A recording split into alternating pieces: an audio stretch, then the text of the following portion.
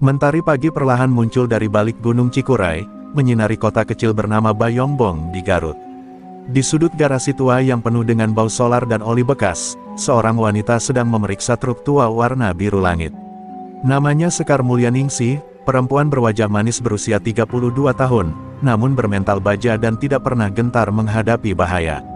Meski parasnya memikat, jangan pernah salah menilai, di balik kelembutannya, ia adalah pemilik ilmu tapakra, ajian kuno yang diturunkan secara rahasia dari gurunya yang hidup menyepi di hutan Gunung Papandayan. Hari itu, Sekar bersiap mengantar barang menuju Aceh, menyusuri jalur paling berbahaya di Sumatera. Udara dingin Garut pagi itu seperti tak mampu menembus keteguhan hati Sekar. Ia mengikat rambut panjangnya, memeriksa ulang muatan, dan merapalkan doa di depan kaca spion. Perjalanan ini bukan sekadar antar barang, ini adalah kontrak besar dari perusahaan logistik yang bisa menyelamatkan warung orang tuanya yang sedang terancam tutup. Sekar tahu, jalur lintas Sumatera bukan tempat untuk supir sembarangan. Jalanan sempit, jurang curam, dan yang paling ditakuti, preman-preman jalanan yang menguasai setiap kota dari Lampung hingga perbatasan Aceh. Sesaat sebelum berangkat, seorang tetangganya, Mang Wahyu, menghampirinya dengan wajah khawatir. "Sekar, kau yakin berangkat sendirian? Jalur lintas Sumatera sekarang makin ganas. Ada Sukton botak, preman gila dari Medan yang katanya bisa buat supir hilang tanpa jejak." Sekar hanya tersenyum tipis, "Mang, saya bukan cuma supir. Kalau ada yang ganggu, tapakra bicara." Ia tak ingin menjelaskan lebih banyak. Ajian tapakra bukan sesuatu yang bisa diceritakan sembarangan. Ajian itu adalah warisan gurunya yang penuh kutukan, sekali digunakan berlebihan, bisa membuat penggunanya kehilangan kendali atas tubuh sendiri. Truk perlahan melaju keluar dari Garut. Jalanan menanjak, penuh tikungan, dan dipenuhi truk-truk besar lainnya. Sepanjang jalan, Sekar selalu siaga, matanya meneliti setiap kendaraan di sekeliling. Hatinya dingin, tapi pikirannya tajam. Ia tahu, begitu memasuki wilayah Lampung, suasana akan berubah. Di sanalah awal dari jalur maut. Namun Sekar sudah mempersiapkan segalanya, dari peta rute alternatif, nomor-nomor darurat, sampai mantra pembuka ajian yang hanya ia ucapkan ketika benar-benar terdesak. Sesampainya di Pelabuhan Merak, malam mulai turun. Sekar masuk kapal penyeberangan menuju Bakauheni sambil mengamati langit gelap yang penuh mendung. Di dek kapal, seorang pria berjubah hitam sempat melirik tajam ke arahnya. Pria itu sempat berjalan mendekat, namun berhenti ketika mata Sekar memancarkan aura tak biasa. Ia mundur perlahan, seperti merasakan hawa panas membakar dari tubuh wanita itu. Sekar hanya tersenyum dingin. Ia tahu, ajian tapakra dalam dirinya sudah aktif, memperingatkan bahaya sebelum datang. Begitu sampai di tanah Sumatera, Sekar langsung melanjutkan perjalanan. Lampung menyambutnya dengan hujan deras. Jalanan becek, licin, dan sepi. Sekar terus mengemudi menembus gelap malam, namun ia tahu, ini baru awal. Wilayah Jambi dan Sumatera Barat adalah sarang utama preman-preman yang haus uang jalan. Dan nama yang paling sering disebut di jalur itu adalah Sukton Botak, raja preman lintas Sumatera yang dikabarkan pernah membuat konvoi militer pun mundur karena jebakan-jebakannya. Di dalam truk, Sekar menatap potret ibunya yang tergantung di kaca dashboard. "Ibu, doakan Sekar ya, Sekar harus sampai ke Aceh, apapun rintangannya." Ia menggenggam liontin kecil berukir simbol kera mencakar tanah, lambang dari ajian tapak kera yang melekat pada dirinya. Dengan sorot mata yang penuh tekad, Sekar menginjak gas lebih dalam. Ia tak tahu bahwa malam itu, di pos bayangan dekat Muara Bungo, anak buah Sukton Botak telah menyebut namanya, dan menyusun rencana untuk menghentikannya. Kilatan petir menyambar langit Sumatera saat truk Sekar melintasi perbatasan Lampung ke arah Jambi. Di balik kemudi, pikirannya mulai melayang ke masa lalu, ke asal mula ia mewarisi ajian tapakra. Bukan ajian biasa, melainkan ilmu langka yang bahkan ditakuti para pendekar tua. Ia mendapatkannya bukan karena ambisi, tapi karena takdir. 8 tahun silam, saat Sekar masih remaja dan orang tuanya dianiaya lintah darat, ia melarikan diri ke hutan Gunung Papandayan, ke tempat sunyi yang konon dihuni para pertapa. Di sanalah ia bertemu sosok berjubah putih dengan mata tajam seperti elang, Ki Rengganis, seorang resi tua yang bisa membaca takdir manusia dari sorot mata. Ki Rengganis melihat Sekar sebagai titisan semangat tapakra, ajian kuno yang diturunkan hanya pada jiwa-jiwa pembebas. Ia menawarkan Sekar pelatihan dengan satu syarat, tidak boleh digunakan untuk kesombongan atau kekuasaan. Sekar menyanggupi. Pelatihannya dimulai dari hal-hal kecil, berjalan di atas batu tajam tanpa alas kaki, menghafal mantra di bawah guyuran air terjun, hingga bertapa di atas api kecil selama 3 malam. Tubuhnya pernah berdarah, nyaris mati, tapi semangatnya tidak pernah padam. Di hari ke-100, ia berhasil menyalakan tapak tangannya dengan energi panas bumi. Saat itulah, Ki Rengganis berkata, ajian tapak kera telah memilihmu. Setiap serangan tapak kera tak hanya menghancurkan fisik lawan, tapi juga menghentak aliran chi dalam tubuh musuh. Satu pukulan bisa membuat orang lumpuh, dua bisa membuat musuh tak sadarkan diri selama berhari-hari. Namun ada harga yang harus dibayar, semakin sering digunakan, semakin dekat penggunanya pada kehilangan kendali emosi. Sekar tahu batasnya. Ia belajar mengendalikan ajian itu dengan meditasi dan kasih sayang. Ia tak pernah menggunakannya untuk menyerang duluan, hanya ketika dipaksa, saat nyawanya atau nyawa orang lain terancam. Truk terus melaju menembus malam, dan kilatan lampu remang-remang warung-warung jalanan mulai terlihat. Sekar berhenti sejenak di daerah Sarolangun untuk membeli kopi panas dan mengisi solar. Di warung kecil, ia mendengar bisik-bisik para supir tentang kejadian baru-baru ini. Seorang supir hilang di daerah Muara Bungo setelah dihentikan oleh preman misterius. Sekar menyimak dengan tenang, hingga seorang pria tua dengan sorban lusuh mendekatinya. "Kau bukan supir biasa," katanya pelan, menatap mata Sekar. "Aku lihat tapak merah itu di telapak tanganmu. Kau pemilik ajian tapak kera, bukan?" Sekar menegang, namun tidak menjawab. Pria itu tersenyum, "Tenang, aku bukan musuh. Aku pernah berjumpa gurumu, Ki Rengganis. Dunia ini sedang tidak baik-baik saja, anak muda." Sukton botak makin gila. Dia bukan sekadar preman. Ada sesuatu dalam dirinya, sesuatu yang kelam. Kata-kata itu membuat Sekar diam. Ia tak pernah menganggap enteng lawan, tapi ini terdengar seperti lebih dari sekadar preman jalanan. Pria itu lalu meninggalkannya dengan satu kalimat, "Kalau kau bertemu dia, jangan hanya gunakan kekuatan. Gunakan juga belas kasih." Malam kembali menelan jalanan, dan Sekar melanjutkan perjalanan. Namun pikirannya kini dihantui banyak hal, kisah tentang Sukton, ramalan pria tua, dan batas kekuatan tapak kera miliknya. Di dalam truk, ia kembali merapalkan doa perlindungan, lalu memandang jauh ke depan. Jalanan semakin sunyi, seolah menunggu kejutan yang lebih gelap. Sekar tahu, pertemuan dengan bahaya sudah semakin dekat. Sementara itu, di tempat lain, Sukton botak duduk di sebuah gubuk remang-remang di tengah hutan. Di sekitarnya berkumpul puluhan preman bertubuh kekar. Salah satu anak buahnya baru saja datang dengan laporan, "Bos, ada supir cewek dari Garut, cantik, sendirian, dan katanya berani nyerang preman pakai tangan." "Kosong, namanya Sekar." Sukton tertawa keras, namun tawa itu berhenti saat mendengar nama itu. Matanya menyipit, lalu menatap api unggun. "Sekar, jangan-jangan dia yang punya tapak kera," gumamnya, perlahan. Lalu ia berdiri dan berkata dingin, "Siapkan orang-orang kita. Aku akan menyambutnya sendiri di Muara Bungo." Angin malam berhembus liar saat truk Sekar memasuki wilayah Muara Bungo. Kabut tebal menggantung di sepanjang jalan seperti selendang gaib yang menyembunyikan sesuatu. Lampu sorot truknya hanya mampu menembus beberapa meter ke depan, sementara di luar sana, keheningan mencekam menggantikan riuh jalanan. Tak ada kendaraan lain, tak ada warung terbuka, dan tak ada suara burung malam. Sekar merasakan tekanan di dadanya, bukan karena lelah, tapi firasat yang tajam. Jalur ini bukan jalur biasa. Ini adalah jalur mati, yang menurut para supir senior, dihuni oleh makhluk gaib dan preman yang lebih kejam dari hantu. Sekar menarik napas dalam. Ia meraih liontin tapak kera di lehernya dan menciuminya, lalu memantapkan hati.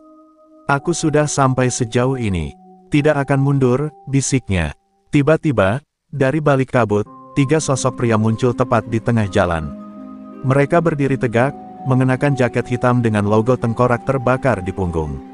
Salah satu dari mereka menyalakan obor, menandakan titik penyergapan. Sekar menekan rem mendadak. Truknya berhenti hanya beberapa meter dari mereka. "Malam, Neng cantik," ucap salah satu preman sambil tersenyum sinis. "Jalan ini bayarannya mahal. Kalau mau lanjut, setor dulu, atau setor nyawa." Tanpa menjawab, Sekar perlahan turun dari truk. Langkahnya tenang, mata tajam menusuk, seperti elang yang mengamati mangsanya. Tangan kanannya mulai terasa panas, pertanda ajian tapak kera mulai merespons niat jahat di sekitarnya. "Aku bukan perempuan biasa," ucapnya pelan. Preman-preman itu tertawa keras, meremehkannya. Salah satu dari mereka mendekat dan mencoba meraih bahunya. Tapi sebelum sempat menyentuh, Sekar bergerak cepat, sangat cepat. Telapak tangannya menghantam dada pria itu, dan seketika tubuhnya terpental 5 meter ke belakang, menghantam pohon dan pingsan tanpa suara. Dua preman tersisa kini mulai panik. Salah satunya mengeluarkan pisau lipat, yang satunya lagi mencoba melarikan diri.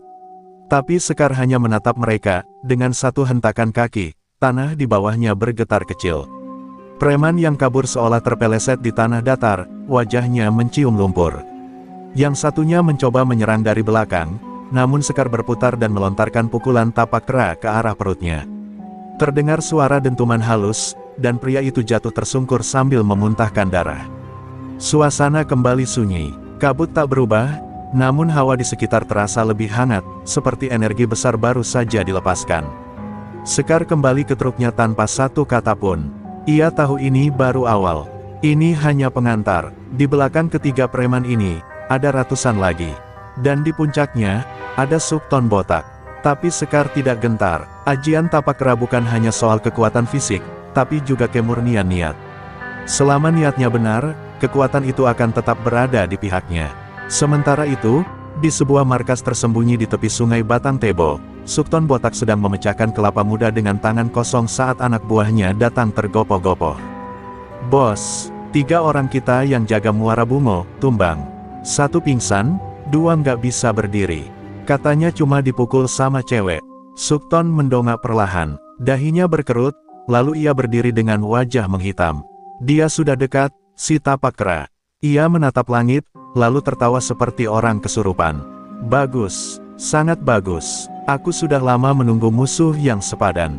Tak lama, Sukton mengumpulkan semua anak buahnya, sekitar 50 orang, terdiri dari berbagai mantan narapidana, pecatan tentara, dan tukang pukul dari berbagai kota. "Kita akan hadang dia di Lembah Hitam. Kali ini, bukan cuma soal uang jalan. Ini soal nama baik kita sebagai penguasa lintas Sumatera," teriak Sukton. Semua orang mengangguk, semangat membara. Mereka belum tahu siapa yang mereka hadapi. Bagi Sukton, ini adalah tantangan. Tapi bagi Sekar, ini adalah ujian hati dan jiwa. Jalur Sumatera kini menjadi gelanggang pertarungan antara kegelapan dan cahaya. Langit Sumatera pagi itu muram, seperti tahu bahwa hari ini bukan hari biasa. Di jalur antara Muara Bungo dan Bangko, jalanan tampak sepi namun menyimpan jebakan. Pohon-pohon besar di kiri kanan seolah menjadi saksi bisu kekacauan yang sebentar lagi meledak. Sekar Mulyaningsih memacu truknya perlahan. Ia tahu betul ini wilayah yang telah lama dikuasai geng Sukton botak. Tak ada polisi, tak ada hukum. Yang ada hanya hukum rimba dan kekuatan mutlak.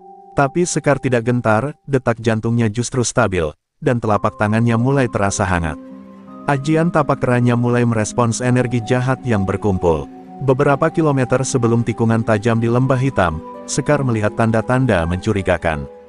Batu-batu besar tiba-tiba menghalangi jalan, dan ranting pohon patah berserakan seolah disengaja. Ia segera menghentikan truk dan turun, waspada. Dari semak-semak, muncul belasan preman bertubuh kekar, mengenakan ikat kepala hitam dengan tanda X merah. Salah satu dari mereka melangkah maju, membawa pentungan berduri. "Ini akhir perjalananmu, supir cantik," ucapnya lantang.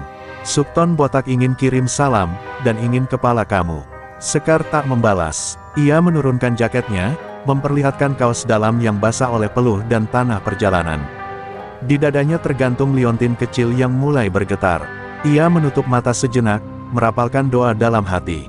"Wahai kekuatan leluhur, jangan biarkan amarahku menguasai jiwa, tapak kera, tuntun langkahku." Saat matanya kembali terbuka, kilatan tajam keluar dari sorotnya. Preman-preman itu langsung menyerbu, tanpa aba-aba. 5 orang pertama datang dari kanan, membawa rantai dan balok kayu. Sekar melompat ke samping, lalu menghentakkan telapak tangan ke tanah. Ledakan energi merambat, membuat 2 dari mereka terpental. Yang lain mencoba memukul dari belakang, namun Sekar berputar cepat, menghantam dada salah satu preman dengan pukulan tapak kera. Tubuh pria itu langsung membeku, lalu ambruk seperti boneka kayu. Suasana menjadi kacau, teriakan panik terdengar, dan beberapa preman mulai mundur. Tapi dari arah bukit, muncul sosok tinggi besar, kulit legam, kepala pelontos, dan tubuh penuh tato ular. Ia adalah Gumbok, salah satu jenderal utama Sukton Botak. "Hebat juga kamu, cewek tapak kera," serunya sambil berjalan mendekat. "Tapi aku juga punya ajian, tanah lumat. Sekali kena, tubuhmu akan meleleh seperti lumpur." Gumbok menjejak tanah, dan dari bawah kaki, muncul aliran energi coklat tua yang mengarah ke Sekar. Tanah di bawah Sekar mulai lembek dan menyedot tubuhnya perlahan. Ia hampir terjebak, tapi dengan kekuatan tekad, Sekar memusatkan energi ke telapak kakinya dan menghentak keras. Gelombang cahaya putih meledak dari bawah tubuhnya, menghentikan ajian tanah lumat dan membuat Gumbok terdorong ke belakang.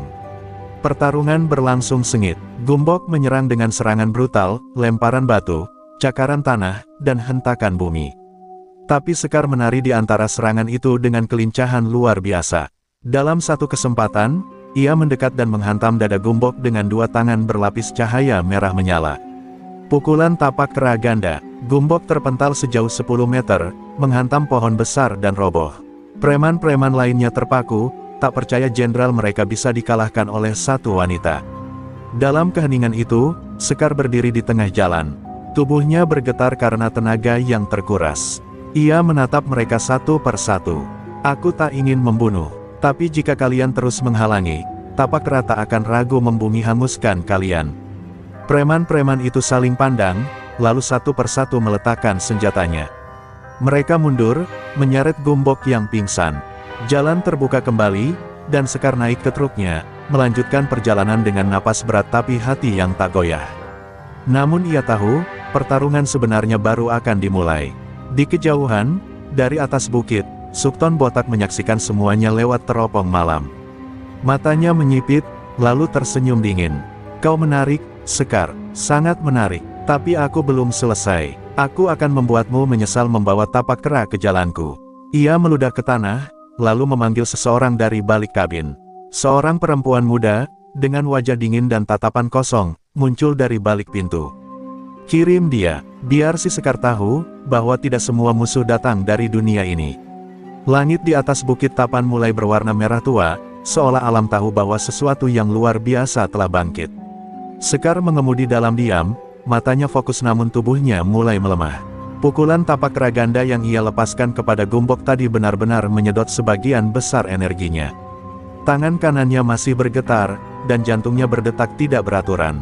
Dalam ajaran gurunya, ajian tapak kera tidak boleh digunakan secara beruntun tanpa jeda panjang. Bila dilanggar, bukan hanya musuh yang celaka, sang pengguna pun bisa kehilangan kendali atas tubuh dan jiwanya sendiri.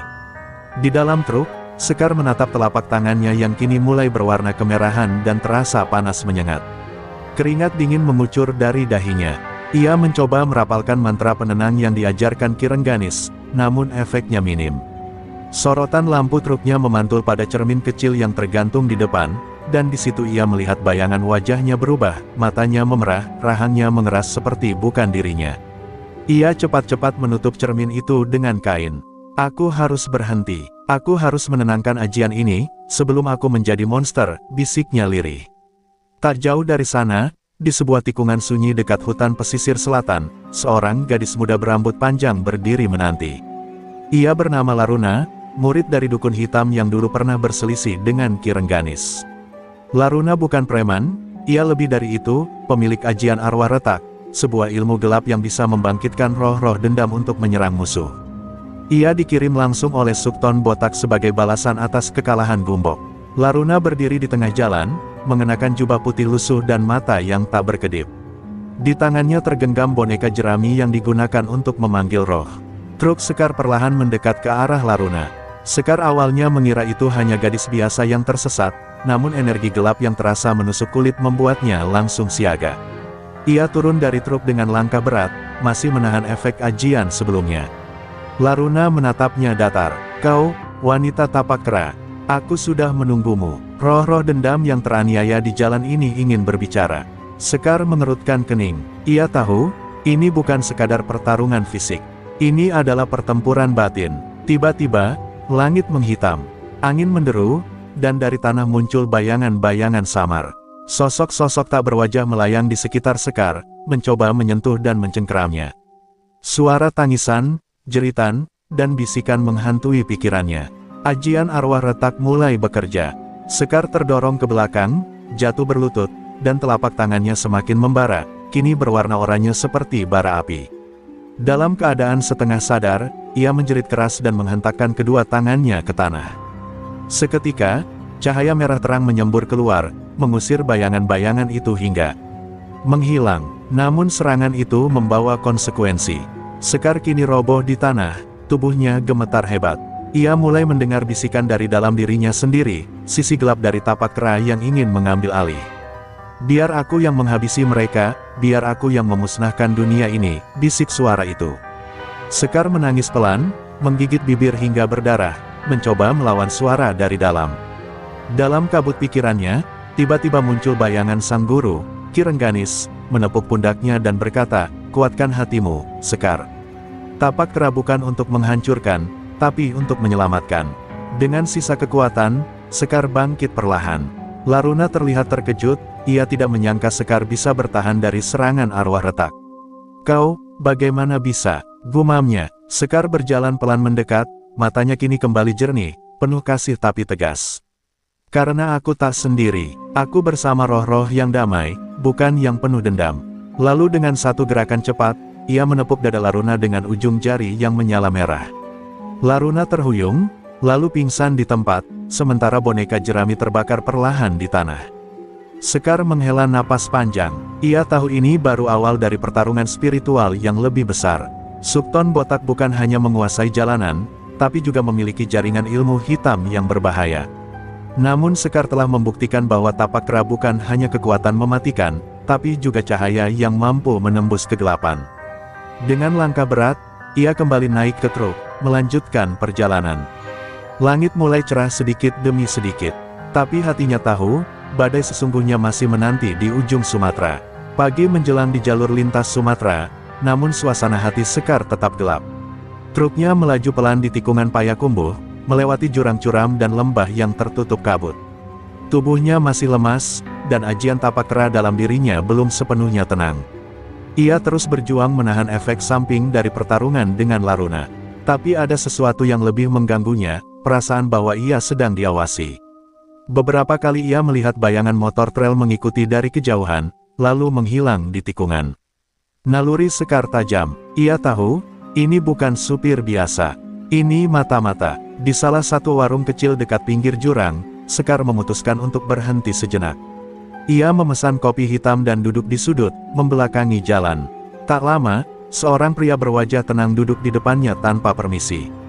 Perawakannya tinggi, berjenggot tipis, dan memakai jaket kusam seperti supir biasa. "Namaku Damar," ucapnya sambil tersenyum. "Kudengar kau baru saja bikin gempar jalur lintas. Gumbok dan Laruna, dua tangan kanan Sukton, tumbang di tanganmu." Sekar menatapnya tajam, mencoba membaca niat pria itu. "Kau siapa sebenarnya?" tanya Sekar dingin. Damar hanya meneguk kopi, lalu meletakkan sebuah benda kecil di atas meja, kalung tengkorak logam, simbol kelompok Sukton. "Jangan salah paham," ucap Damar cepat. "Aku dulu anak buah Sukton. Tapi aku muak, terlalu banyak darah, terlalu banyak orang tak berdosa yang disiksa. Aku ingin keluar, dan kupikir kau adalah satu-satunya yang bisa menghentikan dia."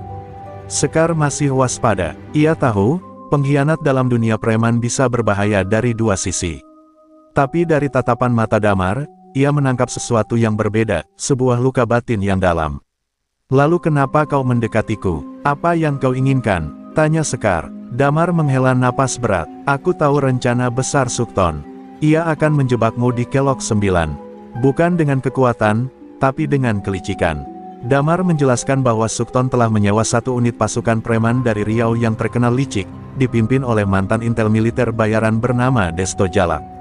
Mereka tak menyerang langsung, melainkan menyusup, memalsukan kecelakaan, dan membuat jebakan psikologis. "Mereka ingin kau menggunakan tapak kera secara berlebihan, hingga tubuhmu meledak dari dalam," kata Damar pelan. Sekar terdiam. Ia tahu ucapan itu bukan lelucon. Tapak kera bukan ajian sembarangan, jika dipaksa melampaui batasnya, bisa menimbulkan ledakan energi yang tak terkendali, bahkan mematikan pengguna sendiri. Tiba-tiba, terdengar suara ledakan kecil dari luar warung. Sekar berdiri cepat, melihat ke arah jalan, truknya terbakar sebagian. Ia langsung berlari ke sana, namun dari sisi lain, dua orang berpakaian mekanik muncul dan mencoba menyergapnya. Sekar berputar cepat dan menghantam dada keduanya dengan gerakan ringan namun presisi. Tubuh mereka terpelanting ke semak. Damar ikut membantu, memukul satu dari belakang. Mereka sudah mulai, teriaknya. Sekar menatap truknya, mesin rusak parah. Ia tak bisa melanjutkan dengan kendaraan itu. Pilihannya terbatas. Damar dengan cepat menawarkan bantuan. Aku punya pikap tua, cukup untuk antar kau ke Bukit Tinggi. Dari sana kau bisa lanjutkan jalan dengan kendaraan baru. Sekar ragu, tapi waktu tak berpihak padanya.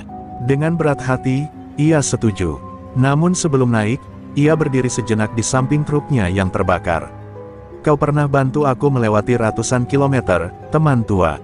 Maaf, aku harus tinggalkanmu sekarang. Lalu ia menekan tangan ke tanah di samping truk, meninggalkan jejak tapak keras sebagai penanda bahwa truk ini bukan milik sembarang orang.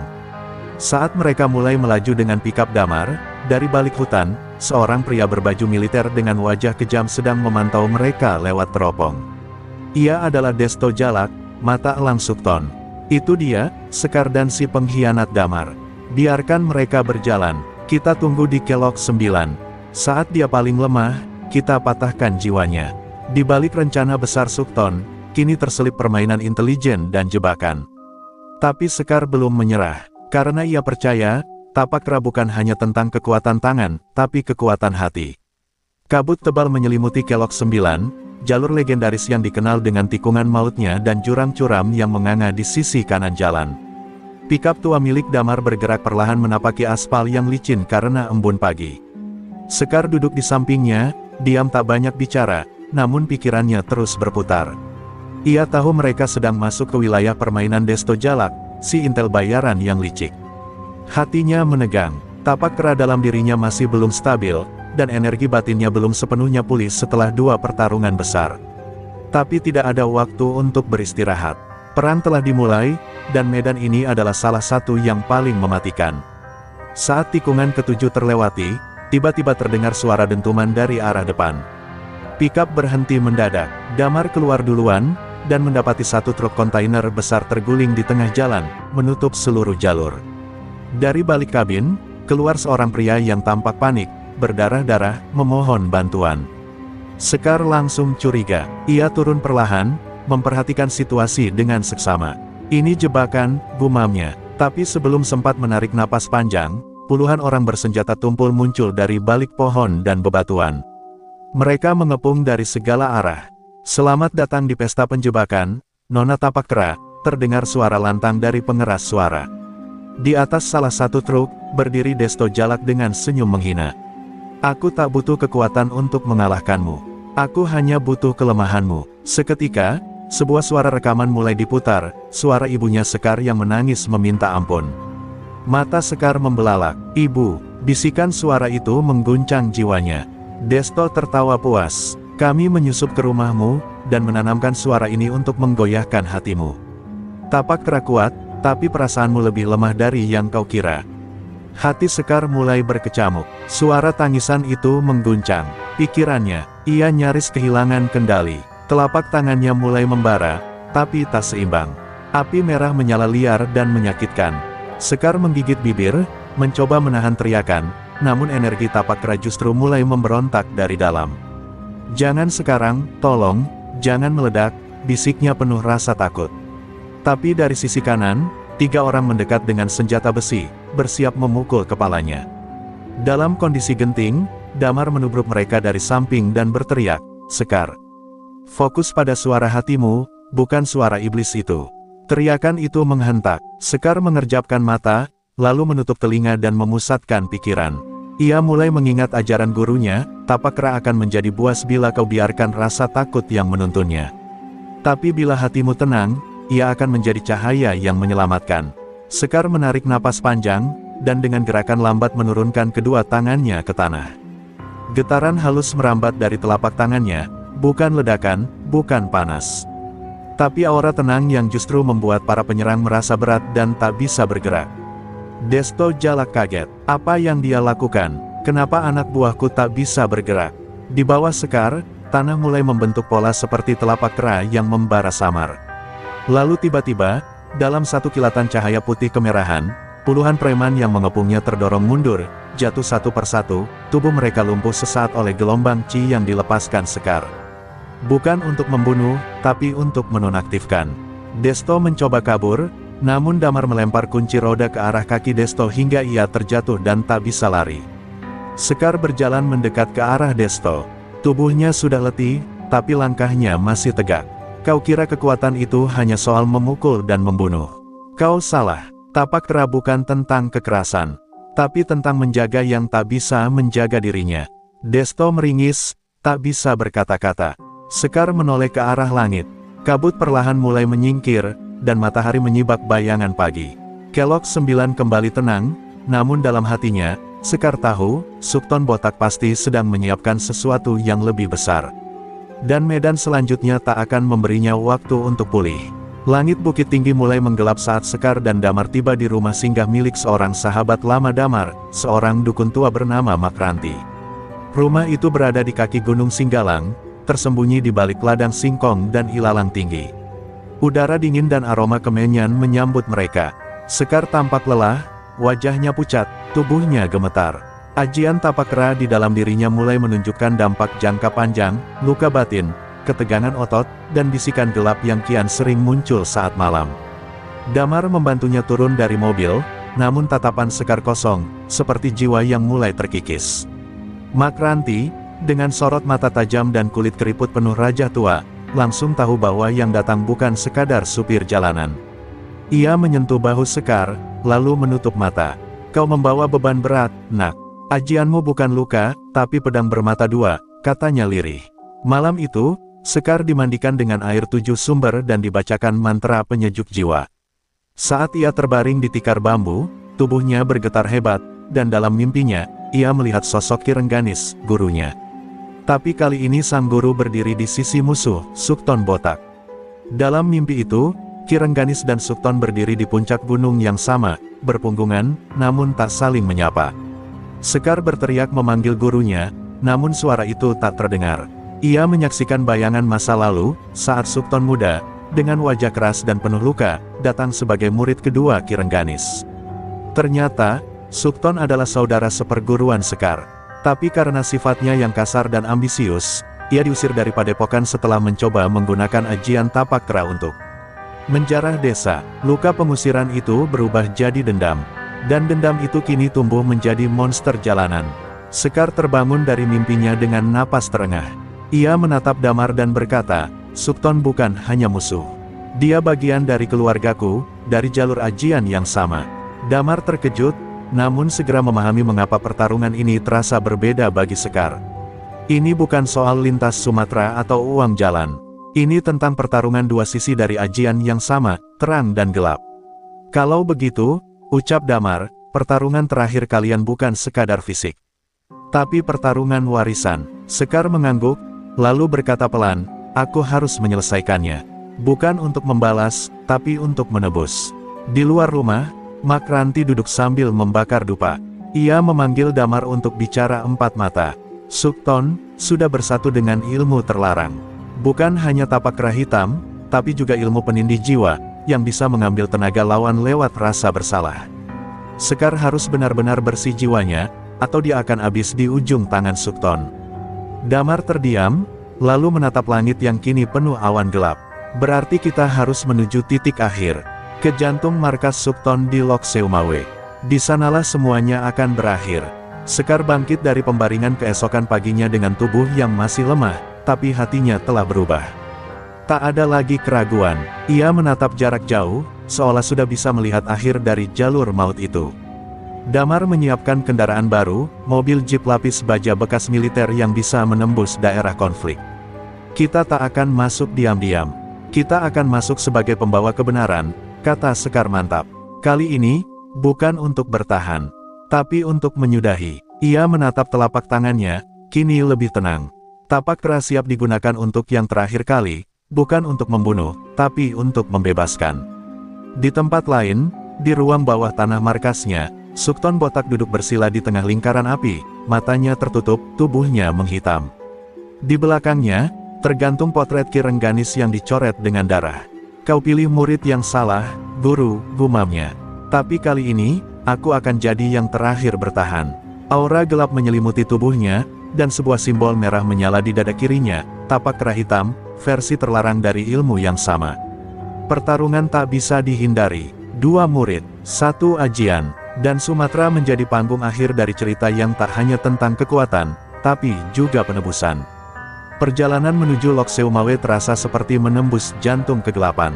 Jalanan semakin sunyi, pos-pos keamanan terlihat kosong, dan mata-mata Sukton seperti mengintai dari setiap bayangan. Sekar duduk di kursi penumpang jeep militer yang dikemudikan Damar, mengenakan pakaian serba hitam dengan ikat kepala warisan Ki Rengganis.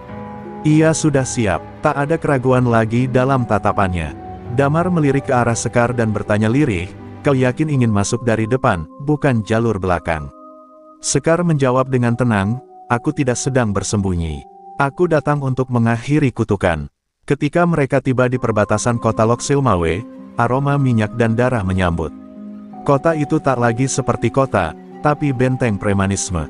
Spanduk besar bertuliskan, "Wilayah Sukton Botak, hukum rimba berlaku," terbentang di atas gerbang masuk. Puluhan preman bersenjata berjaga, tapi begitu jeep Sekar muncul, tak satu pun dari mereka berani menyerang duluan. Aura dari tubuh Sekar memancar begitu kuat, seolah cahaya yang menusuk jiwa. Mereka semua tahu, ini bukan wanita biasa. Ini pemilik ajian tapak kera. Sosok yang kabarnya menumbangkan Laruna, Gumbok, bahkan Desto Jalak. Di pusat kota, Sukton sudah menanti.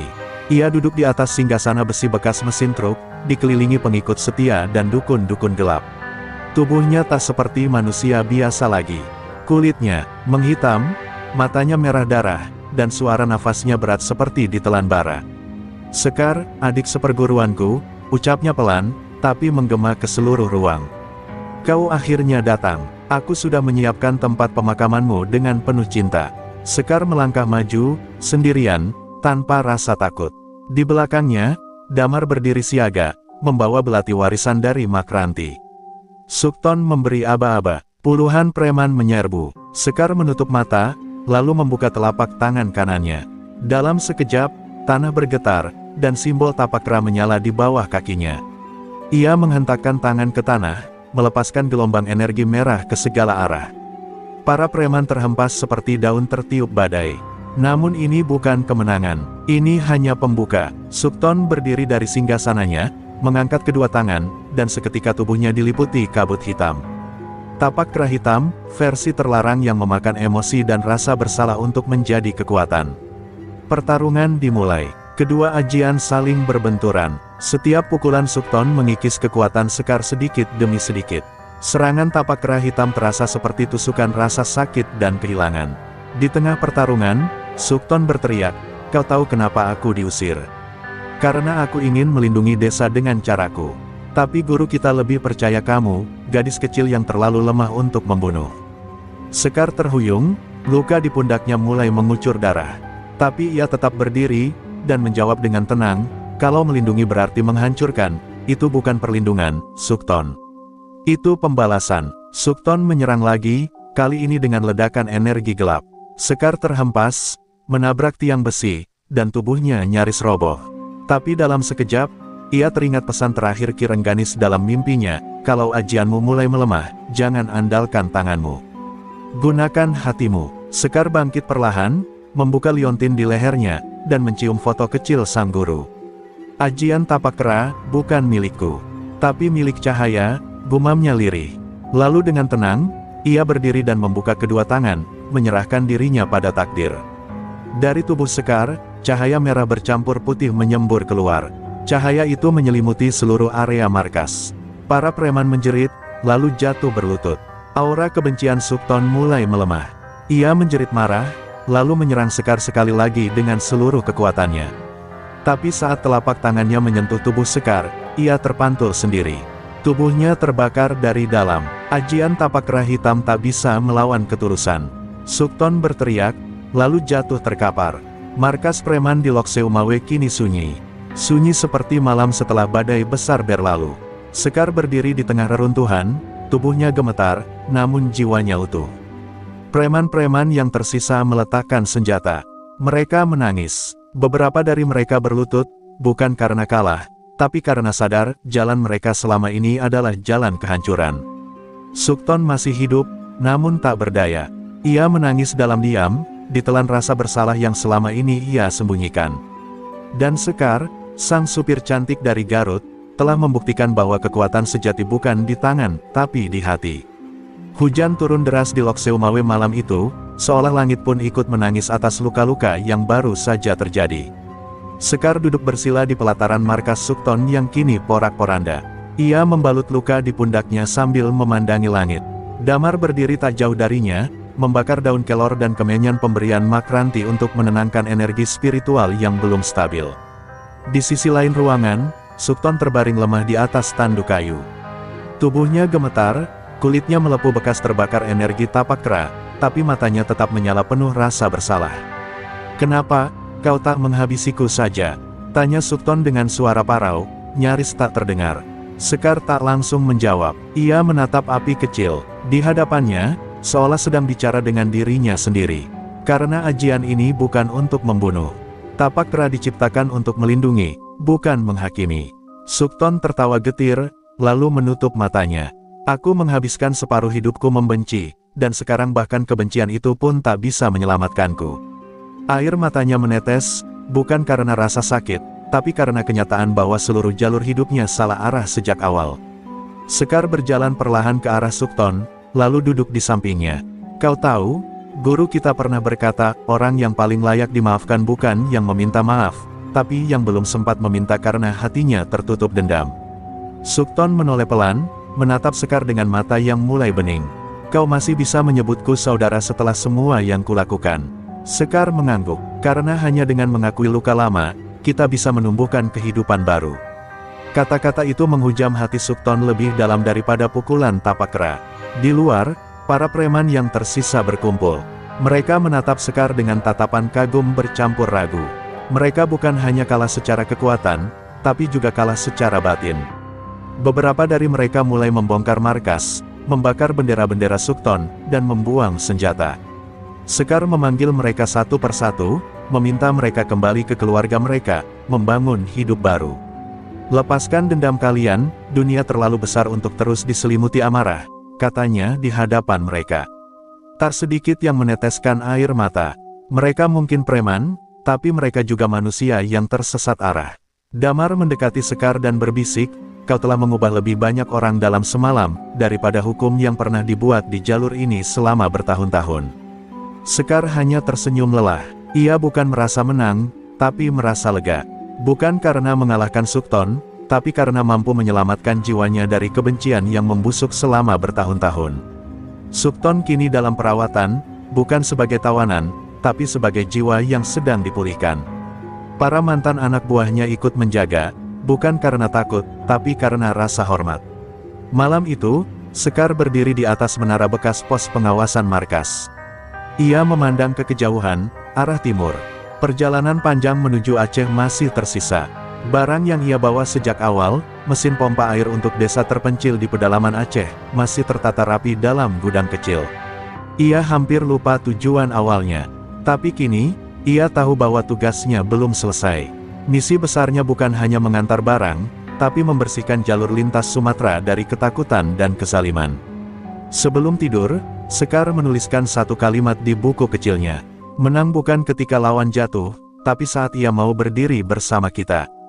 Dan malam itu, Lokseumawe yang dulu dipenuhi teriakan dan makian, berubah menjadi sunyi. Tapi untuk pertama kalinya dalam puluhan tahun, itu bukan sunyi yang menakutkan, melainkan sunyi yang damai. Desa Leopung berada di kaki bukit, tersembunyi dari peta dan jauh dari jangkauan pemerintah. Jalan tanah yang rusak, rumah panggung dari kayu lapuk, dan anak-anak berlarian tanpa alas kaki menjadi pemandangan pertama yang Sekar lihat saat truknya berhenti di tepi desa. Begitu turun, ia disambut tatapan curiga dari warga. Seorang lelaki tua, yang tampaknya tokoh adat, mendekatinya perlahan. "Kau siapa?" tanyanya tegas. Sekar menunduk hormat, Saya Sekar, membawa bantuan air bersih dari Garut. Saya bukan siapa-siapa, hanya pengantar harapan. Suasana berubah hening. Lelaki tua itu memandangi Sekar dengan tatapan dalam, seolah ingin melihat isi hatinya. Lalu ia menghela napas. Banyak yang datang, membawa janji, lalu hilang. Kami sudah terlalu sering dikhianati, ujarnya. Sekar tak menjawab. Ia berjalan ke belakang truk, membuka muatan, dan menunjukkan barang-barang yang ia bawa, pompa air, selang, panel surya, genset, hingga tangki penampung. Anak-anak desa mulai mendekat, mata mereka berbinar. Perlahan, tembok ketidakpercayaan itu mulai runtuh. Sang tokoh adat pun akhirnya mengangguk.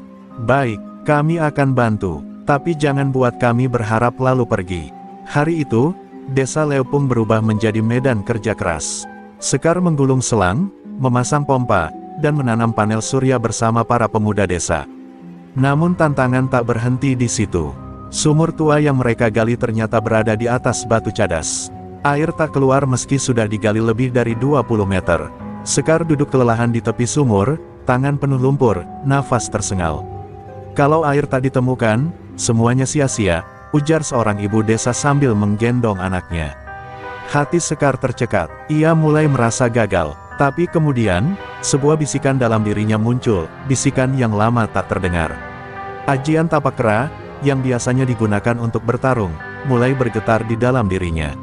Sekar mengerti maksudnya. Ia berdiri, turun ke dasar sumur, dan meletakkan telapak tangannya di batu cadas.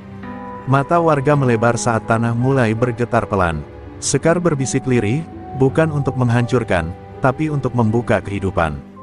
Lalu dengan satu sentakan lembut, energi ajian dilepaskan. Sebuah retakan kecil muncul di batu.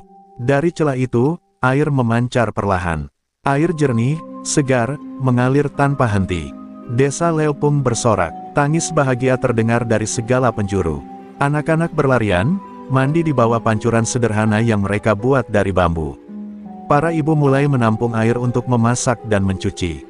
Bahkan lelaki tua yang awalnya curiga, kini memeluk Sekar erat-erat. Kami tidak akan melupakanmu, Sekar. Air ini adalah hidup baru bagi kami. Sekar tersenyum, air matanya jatuh tanpa bisa ditahan. Bukan karena bangga, tapi karena inilah bentuk tertinggi dari ajian yang diwariskan Ki Rengganis, ilmu yang bukan hanya menaklukkan musuh, tapi menyembuhkan luka bumi. Malam itu, desa Leupung menyalakan api unggun untuk merayakan kedatangan air. Sekar duduk di antara mereka, makan nasi bungkus dengan tangan, tertawa bersama anak-anak yang kini sudah tak takut padanya. Tapi jauh di hatinya, ia tahu perjalanan belum berakhir. Masih banyak desa di pedalaman Aceh yang bernasib sama. Dan tapak kera dalam dirinya, belum selesai bekerja. Sekar menatap bintang di langit, lalu menulis lagi di buku kecilnya. Kemenangan sejati adalah ketika tangan yang bisa menghancurkan, memilih untuk membangun. 3 hari setelah desa Leupung kembali hidup, suasana tenang mulai terasa asing bagi Sekar. Setiap malam, ia terbangun dari mimpi buruk yang sama, ia melihat tangannya sendiri, bukan lagi memancarkan cahaya merah tapak kera, melainkan diselimuti kabut hitam pekat, seperti milik Sukton. Di mimpi itu, ia menghancurkan bukan menyelamatkan.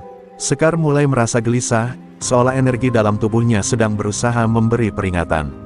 Pagi keempat, saat ia sedang mengisi air ke dalam tangki, tiba-tiba terdengar suara helikopter melintas rendah di atas desa. Helikopter itu bukan milik pemerintah. Warnanya hitam pekat tanpa identitas, hanya tanda silang merah misterius di sayapnya. Warga desa panik dan mulai berlarian ke dalam rumah. Sekar berdiri tegak, menatap langit. Ia tahu, itu bukan sekadar patroli biasa. Tak lama, seorang pria kulit putih bertubuh tinggi turun dari helikopter bersama 4 orang bersenjata dan berpakaian seperti pasukan elit. Pria itu mengenakan kacamata gelap dan jas hitam, lalu melangkah langsung ke arah Sekar dengan percaya diri. "You're the one they talk about, the Red Palm," katanya dengan aksen asing. Sekar menyipitkan mata. "Siapa kau?" Pria itu memperkenalkan diri sebagai Ezekiel Blackton, utusan dari organisasi rahasia internasional bernama Obsidian Core, yang selama ini memburu kekuatan kuno dari berbagai belahan dunia. "Kami mengoleksi ajian, teknik kuno, dan kekuatan spiritual. Tapak kera adalah salah satu yang belum kami miliki. Sekar tersentak. Ajian bukan untuk diperjualbelikan. Ezekiel tersenyum miring. Sayangnya dunia tak lagi peduli pada asal kekuatan, yang penting bisa menguasai. Kami bisa membayar mahal, atau kami ambil paksa. Sekar berdiri tegar. Coba saja, tak butuh waktu lama. Salah satu anak buah Ezekiel mengaktifkan alat aneh berbentuk tongkat besi dengan lampu biru. Saat diarahkan ke tubuh Sekar, ia langsung merasa sakit seperti tertusuk dari dalam. Energi tapak kera dalam tubuhnya seolah ditarik secara paksa. Sekar terjatuh berlutut, keringat dingin mengucur deras. Tapi sebelum alat itu menyedot lebih jauh, bumi tiba-tiba bergetar. Dari arah hutan, muncul Damar bersama puluhan pemuda desa dengan bambu runcing dan senjata seadanya. "Lepaskan dia!" teriak Damar. Namun Ezekiel hanya terkekeh, lalu mengangkat tangan tanda mundur. "Kami akan kembali, Red Palm. Kali ini kami hanya ingin mengukur kekuatanmu. Tapi lain waktu, kami datang untuk mengambil," kata Ezekiel sebelum menaiki helikopter. Dalam hitungan detik, mereka pun menghilang di balik bukit. Sekar masih berlutut, napasnya terengah. Damar memapahnya ke pondok bambu, mencoba menenangkan energinya. Tapi wajah Sekar tampak berbeda. Bukan karena ketakutan, tapi karena sesuatu yang lebih dalam, kekecewaan. Kekuatan ini bukan lagi hanya ujian moral, ini sudah jadi incaran dunia, gumamnya lirih. Malam itu, Sekar berdiam diri di tepi sungai. Ia menatap telapak tangannya yang kini memancarkan kilatan samar kebiruan, efek dari alat yang digunakan Ezekiel. Kalau mereka berhasil menyentuh tapak kera, siapa tahu berapa banyak ajian leluhur kita yang akan dijarah, pikirnya. Ia teringat pesan Ki Rengganis, ilmu yang disebar tanpa kebijaksanaan akan menjadi kutukan. Maka Sekar mengambil keputusan. Ia tidak bisa lagi hanya jadi pelindung jalan. Ia harus menjadi penjaga warisan, bukan hanya untuk dirinya, tapi untuk seluruh negeri. Keesokan harinya, Sekar berdiri di depan seluruh warga desa Leopung. Perjalanan ini belum selesai. Tapi kalau suatu hari ada yang datang dan menanyakan tentangku, katakan satu hal, aku tak pernah melarikan diri. Warga menangis, memeluknya satu persatu. Damar, yang kini jadi saudara seperjuangan, ikut mendampingi. Bersama, mereka bersiap kembali ke Garut untuk satu tujuan baru, membangun benteng perlindungan ajian-ajian leluhur dari ancaman global. Perjalanan ke Aceh yang awalnya hanya untuk mengantar barang, kini berubah menjadi misi besar penyelamatan warisan bangsa. Kabut tipis menyelimuti lereng Gunung Papandayan saat truk tua yang dikendarai Sekar perlahan memasuki gerbang hutan kecil yang mengarah ke bekas padepokan Rengganis. Tempat itu telah lama terbengkalai, ditinggalkan sejak kematian sang guru, dan sejak Sukton diusir. Sekar turun dari mobil, menatap bangunan tua yang mulai ditelan lumut dan akar pepohonan. Tapi meski raga tempat itu telah rapuh, aura spiritualnya masih kuat. "Inilah rumah sebenarnya," bisiknya. Damar berjalan di belakangnya, membawa sekantong benih, kunci baja, dan seikat dupa kering, tanda bahwa mereka akan memulai dari awal. Malam pertama di padepokan dilewati dengan membakar dupa dan menyalakan api unggun kecil di tengah aula utama. Sekar duduk bersila, menatap patung kayu Ki Rengganis yang telah retak di bagian dada. "Maafkan aku, Guru, karena baru kembali saat semuanya terancam," ucapnya pelan. Angin berembus pelan, seolah menjawab kerinduan lama. Ia lalu menggelar naskah-naskah ajian kuno yang ia bawa dari berbagai perjalanan, rawa rontek, ilmu selendang awan, tapak petir, hingga cakra puspa. Semua warisan dari Nusantara yang hampir terlupakan. Kalau kita tidak menjaganya, mereka akan mencurinya, gumam Sekar kepada Damar. Dalam beberapa hari, mereka mulai membersihkan padepokan. Para pemuda dari desa sekitar Garut berdatangan setelah mendengar kabar Sekar kembali. Banyak dari mereka adalah mantan anak jalanan, yatim piatu, dan korban premanisme. "Kalian tidak datang untuk belajar bertarung," kata Sekar saat berdiri di hadapan mereka. "Kalian datang untuk belajar menjaga tanah, ajian, dan harga diri." Para pemuda itu menunduk penuh hormat. Sekar tak ingin membangun pasukan. Ia ingin membangun perisai, sebuah kekuatan spiritual yang membumi dan melindungi, bukan menyerang. Namun ancaman belum berakhir. Lewat jaringan informan Damar, mereka mengetahui bahwa Obsidian Core telah menyusup ke beberapa titik sakral di Jawa dan Sumatera. Bahkan ada desas-desus mereka sudah merebut satu ajian langka dari Toraja dan membawanya ke luar negeri. Sekar terdiam lama di malam itu, matanya menatap api yang membara. Kalau mereka terus bergerak, maka kita pun harus bergerak lebih cepat.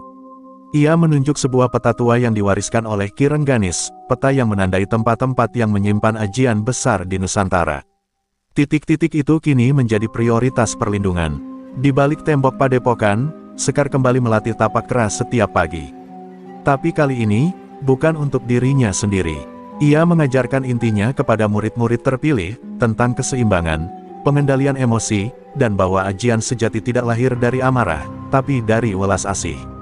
Di hari kelima pelatihan, seorang gadis muda bernama Nisa, yatim piatu dari Sukabumi, berhasil mengaktifkan tapak ringan hanya dengan menenangkan pikirannya. Sekar meneteskan air mata, bukan karena bangga, tapi karena yakin bahwa generasi penjaga baru sedang bangkit. Di tengah kesibukan melatih dan menjaga, Sekar mulai merasa energi dalam tubuhnya berubah. Tapak kini menyatu dengan jiwanya, tidak lagi memberontak seperti dulu. Ia bisa menyentuh batu dan merasakan napas bumi, bisa melihat aura dari seseorang hanya dengan tatapan. Tapi bersamaan dengan itu, ia juga mulai menerima penglihatan, kilasan masa depan. Dalam satu malam yang sunyi, ia melihat siluet Ezekiel berdiri di atas Borobudur, mengangkat sebuah tongkat bersimbol tapak petir. Sekar tersentak bangun, napasnya memburu. Mereka akan menyerang warisan terakhir kita. Malam itu, ia mengumpulkan seluruh murid dan menyampaikan kebenaran. Kita bukan lagi sekadar padepokan. Kita adalah benteng terakhir warisan leluhur. Jika kita diam, semua ini akan hilang. Tapi jika kita berdiri, dunia akan tahu bahwa ajian Nusantara tidak bisa dibeli, dirampas, atau dihilangkan. Suara Sekar menggema di aula. Para murid menatapnya dengan mata menyala. Dan dari balik celah jendela tua, sinar bulan masuk menembus ruang, seolah restu Ki Rengganis kembali menyala. Fajar baru saja menyapa langit Magelang ketika Sekar dan pasukan kecilnya tiba di pelataran Candi Borobudur. Udara dingin mengalir lembut, namun ada aroma aneh yang menyelusup di balik embun pagi, aroma besi terbakar dan dupa asing. Borobudur, tempat sakral yang selama berabad-abad menjadi simbol kebijaksanaan dan ketenangan, kini dijaga oleh pasukan berpakaian hitam dengan lambang silang merah. Mereka bukan turis, bukan juga penjaga situs budaya. Mereka adalah bagian dari Obsidian Core. Dan di atas stupa tertinggi, berdiri Ezekiel Blackton, dengan tongkat bersimbol petir di tangannya. "Selamat datang, penjaga tapak kera," teriak Ezekiel lantang. "Kau tepat waktu untuk menyaksikan sejarah. Dengan tongkat ini, kami akan mengakses inti energi Borobudur dan menghubungkannya ke pusat sistem kami di Eropa. Hari ini, Indonesia bukan lagi penjaga rahasia leluhurnya." Sekar maju perlahan, mengenakan selendang merah warisan Ki Rengganis. "Sejarah bukan sesuatu yang kau klaim dengan teknologi, tapi yang dijaga dengan jiwa," balasnya dingin. Di belakangnya, Damar dan para murid yang telah dilatihnya selama berminggu-minggu bersiap dalam diam, menunggu aba-aba. Tiba-tiba, langit berubah kelam. Kilat menyambar tanpa suara. Ezekiel mengangkat tongkat petirnya, dan dari dasar Borobudur, cahaya biru mulai memancar. Struktur suci itu merintih, batu-batunya bergetar, seolah roh leluhur mulai terganggu.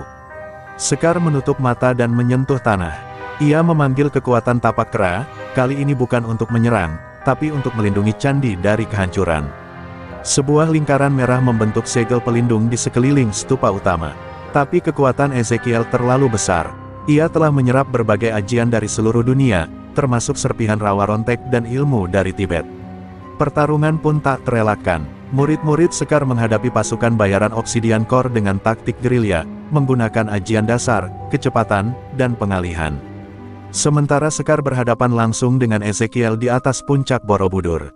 "Kau tidak tahu betapa berbahayanya kekuatan yang kau pegang," teriak Ezekiel sambil menghantam tongkat petirnya ke tanah. Sekar terpental, luka terbuka di lengannya.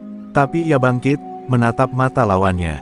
"Justru karena aku tahu bahayanya, aku tak akan membiarkan kekuatan ini jatuh ke tangan orang yang menjadikannya alat." Dengan darah menetes di jari, Sekar menorehkan simbol tapak kera di dada sendiri.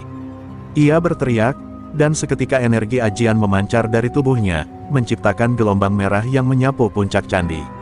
Tongkat Ezekiel retak. Ia berteriak marah, lalu menyerang dengan tenaga terakhirnya. Dua kekuatan bertabrakan, petir biru melawan telapak merah. Ledakan energi mengguncang Borobudur. Cahaya menyilaukan menutupi segalanya. Murid-murid Sekar yang berada di bawah hanya bisa berdoa, menutup mata, memeluk tanah. Ketika cahaya mereda, hanya dua sosok yang masih berdiri di atas stupa. Sekar, dengan tubuh berlumur luka, masih tegak. Sedangkan Ezekiel, tersungkur, tongkatnya pecah, dan matanya kosong. Ia tidak mati, tapi ajian dalam tubuhnya telah tercerabut paksa. Pasukannya melarikan diri, meninggalkan sang pemimpin. Sekar mendekatinya, lalu berkata lirih, "Pergilah. Kekuatan tidak bisa kau curi, hanya bisa diwariskan pada mereka yang rela berkorban." Ezekiel menatap kosong, lalu ditarik mundur oleh anak buahnya yang tersisa. Sekar pun jatuh terduduk, tubuhnya melemah, namun jiwanya kokoh. Hari itu, Borobudur kembali tenang. Langit cerah, burung-burung kembali berkicau. Tapi di hati setiap orang yang menyaksikan kejadian itu, sesuatu telah berubah. Mereka melihat bahwa warisan bangsa bukan hanya batu dan prasasti, tapi jiwa-jiwa yang berani melindunginya. Sekar, sang supir cantik dari Garut, kini bukan hanya penjaga tapakra, tapi simbol kebangkitan ajian leluhur Indonesia. Dan dunia pun mulai sadar, bahwa kekuatan sejati bukan datang dari ambisi, melainkan dari pengabdian. Seminggu setelah insiden di Borobudur, Sekar duduk di beranda Padepokan Rengganis, ditemani senja yang mulai merunduk perlahan ke balik pegunungan. Angin sore menyapu rambutnya yang kini mulai memutih di bagian pelipis, bukan karena usia, tapi karena tekanan ajian yang telah digunakan melampaui batas tubuh manusia biasa. Luka-luka fisiknya memang telah sembuh, namun jiwanya masih bergetar, menyimpan bayangan dari ledakan energi besar yang hampir merobek poros spiritual bumi di Borobudur. Sekar tahu, ini bukan hanya akhir dari sebuah pertarungan, tapi juga penanda bahwa zaman telah berubah. Para murid kini rutin berlatih tiap pagi dan sore. Suara langkah kaki mereka, teriakan ajian dasar, serta mantra-mantra pelindung kembali memenuhi udara Padepokan.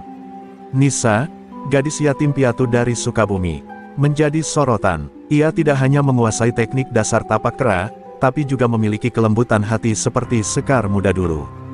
Damar, yang kini menjadi tangan kanan Sekar, beberapa kali membisikkan bahwa Nisa layak menjadi penerus. Tapi Sekar masih diam, seolah menunggu restu dari langit atau dari suara arwah sang guru yang belum juga datang. Malam itu, Sekar bermimpi. Dalam tidurnya yang tenang, ia mendapati dirinya berada di lembah berkabut. Di sana, Ki Rengganis berdiri mengenakan pakaian putih dan senyum damai. "Kau telah melampaui ajian ini, Sekar. Tapakra bukan lagi milikmu. Ia kini adalah bagian dari tanah ini. Kini saatnya kau wariskan, bukan hanya ajarannya, tapi kedamaian yang kau jaga." Sekar meneteskan air mata dalam mimpi itu, dan sang guru hanya mengangguk perlahan sebelum perlahan lenyap bersama kabut. Ketika Sekar terbangun, ia tahu apa yang harus dilakukan.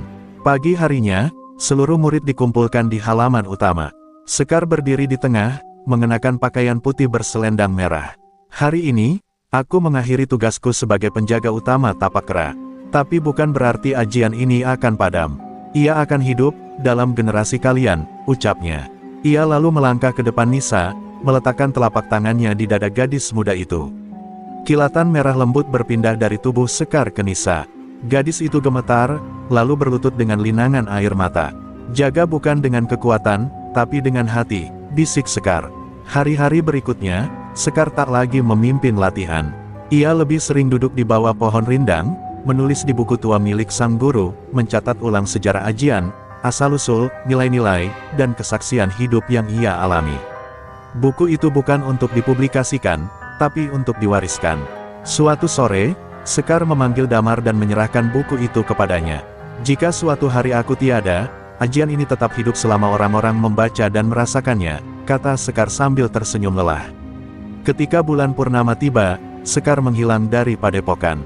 Damar menemukannya duduk di puncak bukit, menatap bintang-bintang. Ia tampak damai, tenang, dan sudah berdamai dengan semua luka. Tanpa kata, Damar duduk di sampingnya. Mereka menatap langit bersama, seolah tahu, tak perlu lagi pertempuran, tak perlu lagi penjelasan.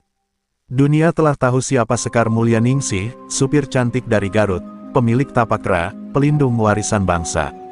Tapi bagi Sekar sendiri, ia hanyalah perempuan biasa, yang memilih untuk tidak diam saat kegelapan datang. Dan begitulah legenda itu hidup.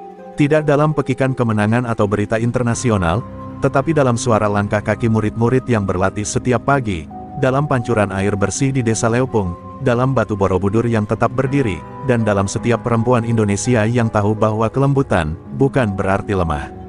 Sekar mungkin telah menepi dari dunia, tapi warisannya telah hidup.